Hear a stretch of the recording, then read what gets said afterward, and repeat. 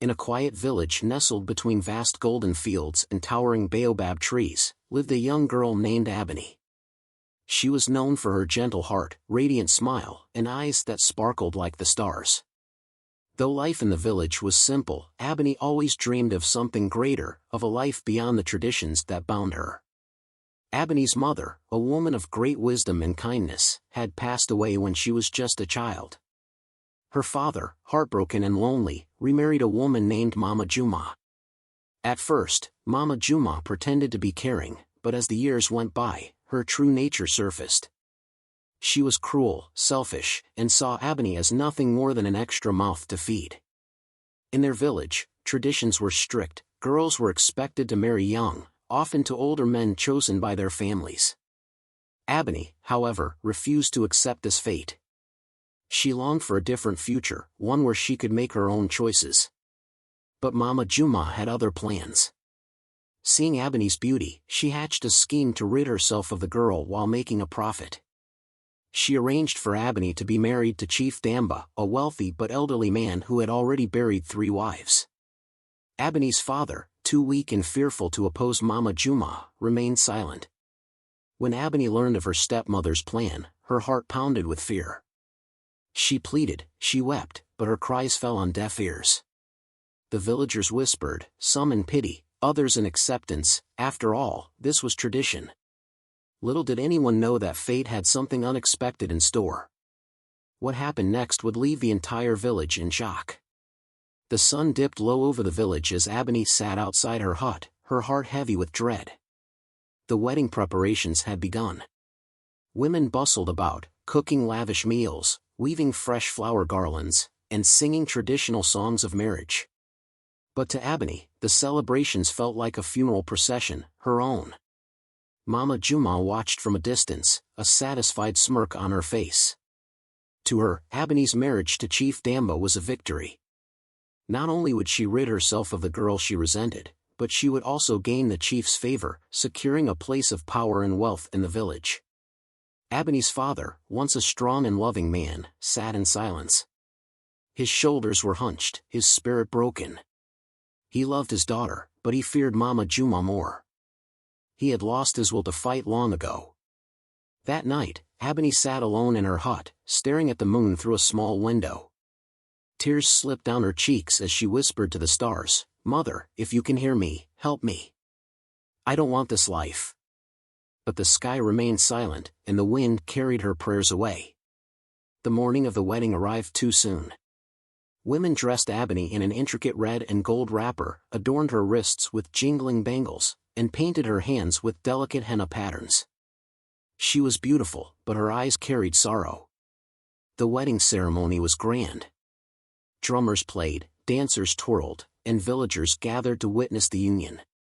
Chief Damba, an old man with graying hair and wrinkled skin, sat with pride, waiting for his young bride. When Ebony was led before him, she felt the world closing in. She searched the crowd, hoping for someone, anyone, to stop this. But no one spoke. As the village elder raised his staff to bless the marriage, Ebony's hands trembled. Her voice cracked as she was forced to repeat the vows.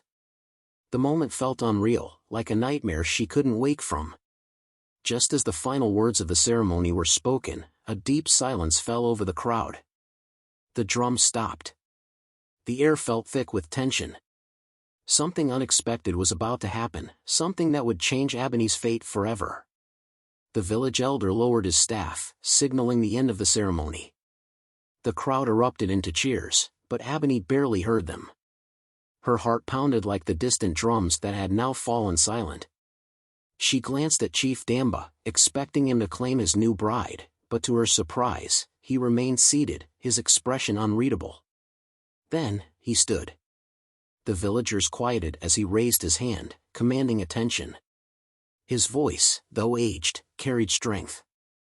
"I have something to say." Whispers spread through the crowd. Ebony stiffened, unsure of what was happening. Chief Damba turned to face her. "My child, do you know why I agreed to this marriage?" Ebony swallowed hard. "Because my stepmother arranged it," she replied, her voice barely above a whisper. A small smile touched the old man's lips. That is what everyone believes. But the truth is, I never intended to marry you. A collective gasp rippled through the villagers. Mama Juma's eyes widened in shock. What do you mean, Chief? She demanded, stepping forward.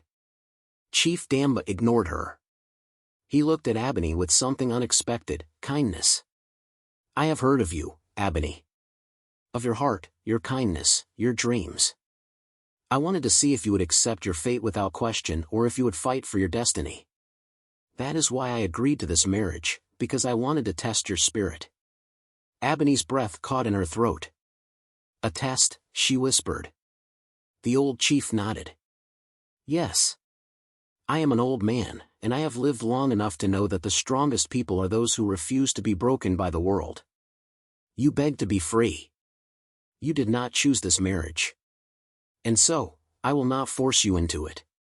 A stunned silence followed his words.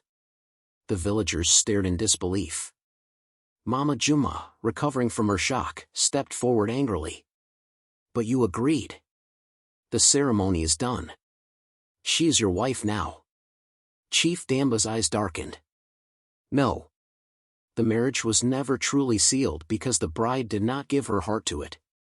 He turned back to Ebony. You have a choice, child. You can stay and become my heir, inheriting my wealth and lands when I pass, or you can leave now and carve your own path in this world. Ebony's legs felt weak. The crowd held its breath. She could not believe what she was hearing. A choice? She looked around, at her father, whose eyes held regret, at Mama Juma, whose face twisted with fury, at the villagers who whispered among themselves. She had spent her life feeling powerless, trapped by traditions she never asked for. And now, for the first time, she had the power to decide her fate. Tears welled in her eyes, but this time, they were not of sorrow. She turned to Chief Damba, her voice steady. I choose freedom. A shocked murmur spread through the crowd. Chief Damba chuckled, his wise eyes gleaming with pride. Then go, child. Go and live as your heart desires. Mama Juma lunged forward, her face red with rage. No. She belongs to this village. She belongs to me. Chief Damba's voice boomed with authority. She belongs to no one but herself. The words silenced everyone. Mama Juma stepped back, defeated. Ebony took a deep breath. For the first time in her life, she felt light, as though a great weight had been lifted from her shoulders. She turned away from the wedding crowd, from the life that had been forced upon her, and walked toward the unknown. Behind her, the village stood in stunned silence. No one had ever dared to reject fate before. No one had ever defied tradition like this. But Ebony was not just anyone. She was a girl who had chosen freedom over fear. And her journey was only beginning. Ebony walked away from the village with nothing but the clothes on her back and a heart full of hope. The road ahead was uncertain, but she felt lighter than she had in years. For the first time, she was in control of her destiny. She journeyed through dense forests, across rivers that shimmered under the sun, and past villages where strangers eyed her with curiosity. She had no clear destination, only the desire to build a life of her own. As days turned into weeks, Ebony faced many struggles. Hunger gnawed at her stomach, and the nights were cold and lonely. There were moments of doubt when she wondered if she had made a mistake. But each time, she reminded herself, she was free. That was worth every hardship. One evening, exhausted and weak, she arrived at a new village. The people were kind, welcoming her with warm food and a place to sleep. The village elder, an elderly woman named Nana Bina, took an interest in Ebony's story. You are strong, child, Nana Bina said. Many would have given up, but you kept going. That kind of strength should not be wasted.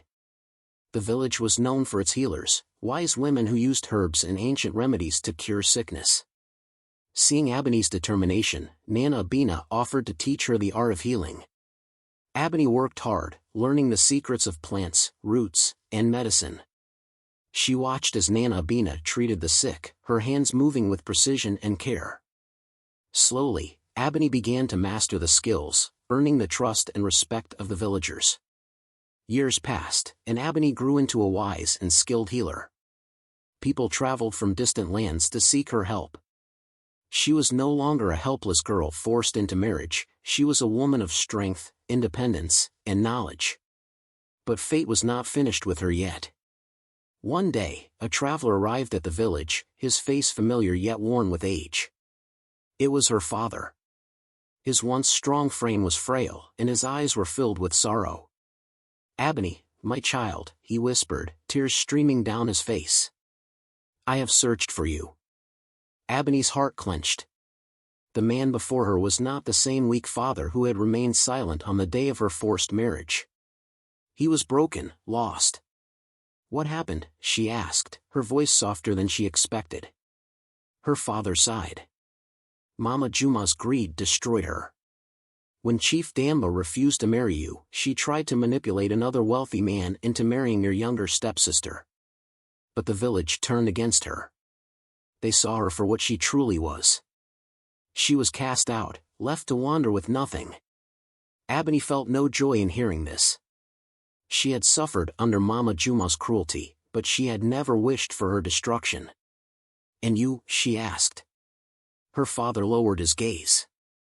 "I let fear control me, and I lost everything. When Mama Juma was gone, I realized too late that I had lost the only person who truly mattered, you." Ebony studied his face. The father who had once been weak now stood before her, humbled and regretful. She took a deep breath. "I cannot change the past, father.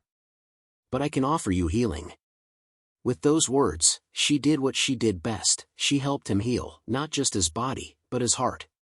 And in that moment, she realized, her journey had come full circle.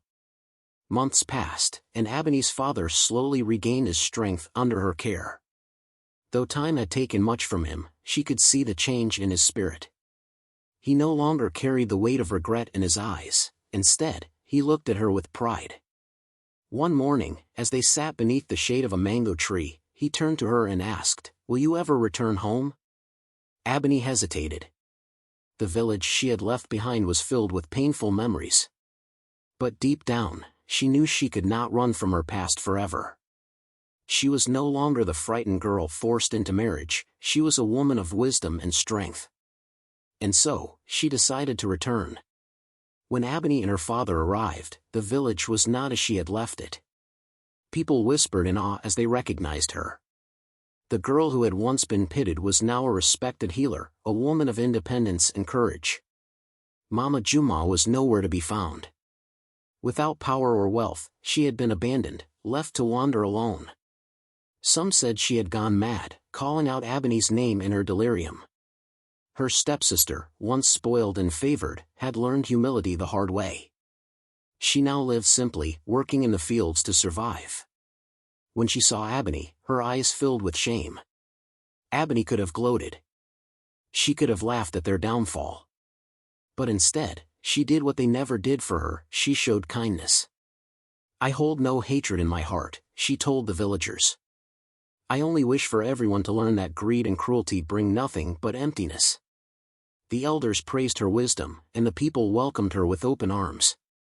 Ebony had returned, not as a bride, not as a victim, but as a legend. Ebony's journey teaches us that true strength lies in the courage to defy injustice and carve our own path. She faced cruelty, betrayal, and hardship, yet she never let the world break her spirit. Instead of seeking revenge, she chose kindness and wisdom, proving that fate favors the brave and the kind-hearted. This tale reminds us that greed and selfishness lead to downfall, while resilience and compassion pave the way for greatness. Ebony's story will be told for generations, inspiring others to fight for their dreams and never settle for a life they do not choose.